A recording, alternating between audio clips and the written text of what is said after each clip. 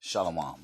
First off, I want to give all praise, glory, and honor to Yahweh, Ba'ashem Yahushai, Ba'ashem Rakakadash. Double honors to the apostles and the elders of Great Millstone. Salutations to the hopeful elect that are scattered throughout the four corners of the earth. And to all my brothers out here preaching this truth to you, I say Shalom. This is a Montazar from the Chicago camp, coming back at you again with a short lesson, not in excess. Okay? Not in excess. So this just a quick lesson. Basically just through the spirit, a brother had brought up overindulgence. And so I'm just laying back and on that. Um Overindulgence. So wine is okay. Wine is good to drink. Okay. Um wow. Wine is one of the things. Let me see. Wine is one of the things that the Lord said what you the blood of the grape oil. Okay, let me see. Uh, there it is. So this is Sirach 39, and I'm gonna start off right here.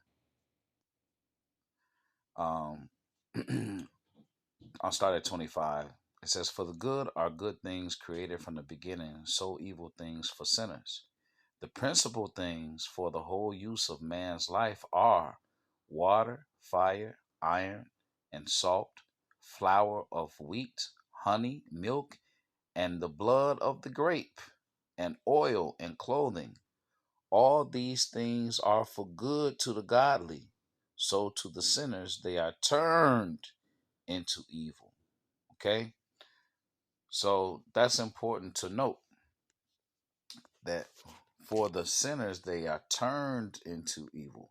So I'm just going to actually add that to this lesson. Bam. See that? All right. So that's my first precept. Okay. So let's keep it going. This is Ephesians 5 and 15. "See then that ye walk circumspectly, not as fools, but as wise, redeeming the time, because the days are evil. Wherefore, be ye not unwise, but understanding what the will of the Lord is, and be not drunk with wine, wherein is excess, but be filled with the Spirit." All right, so we're coming into the time, all right, of Jacob's trouble. So we got to be extra circumspect, okay, because this devil is out here like a roaring lion, okay, roaming around seeking who he can destroy. All right, so we have to try to stay in the spirit as much as possible. And we shouldn't be drinking to get drunk, no way. Okay, you drink to get a buzz, be a little merry, and that's it. You shouldn't be drinking to get stupid drunk. That's actually folly, right? So the scriptures speak about temperance all the time. Okay, being temperate. This is Proverbs 23 and 31. It says, "Look not thou upon the wine when it is red, when it giveth its color in the cup, when it moveth itself aright." Now look at this thumbnail. Now isn't that exactly what that scripture is talking about? I mean, they're showing you the color, the beauty of the wine, all right, in the act of pouring it in the cup, just like the scripture says. Okay, and that's to entice you. Okay,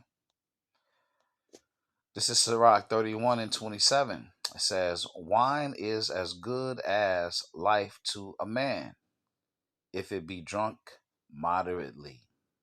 Let me read that again. "Wine is as good as life to a man, if it be drunk moderately."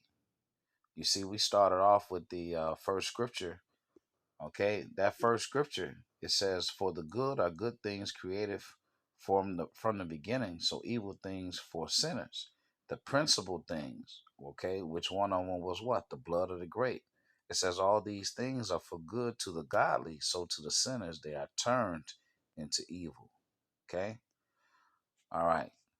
So back to Sirach 31:27, it says, wine is as good as life to a man if it be drunk moderately. What life is then to a man that is without wine? For it was made to make men glad. See that? Wine measurably. See, the scriptures keep talking about measurably. Just like a beautiful woman. Okay? The scripture says not to stumble at a beautiful woman, right? But the scriptures also said that the beauty of a woman, makes the countenance of a man get better, and he loveth nothing better, right? So it's all about moderation, right? So back again in Sirach 31 and 28, it says, wine measurably drunk and in season bringeth gladness of the heart and cheerfulness of the mind. But wine drunken with excess maketh bitterness of the mind, with brawling and quarreling. See, drunkenness increaseth the rage of a fool till he offend. It diminisheth strength and maketh wounds. You see? And those wounds is those friendships and relationships that you end up screwing up in your folly. Okay? It's not hard to be disappointed by anyone, all right, let alone a man of the Lord, all right, when a person is in a drink. So you have to be smart enough, all right, to not be around certain people when they drink. Okay. I had an issue a couple years ago. I was out with at a work function, and before we got out, got out to dinner, we were in the hotel rooms, and one of the guys, he was sloppy drunk and everything, and I went my separate way. Okay, so everybody was like, "Why are you leaving? Why are you leaving?" Because he's too into his drink.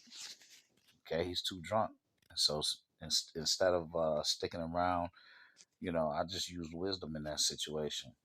And he almost got fired, and I had a nice night.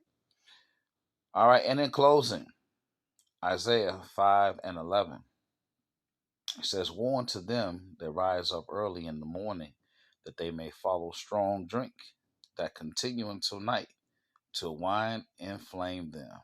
Okay, that woe is destruction. Okay, so quite simply, don't overindulge in the wine.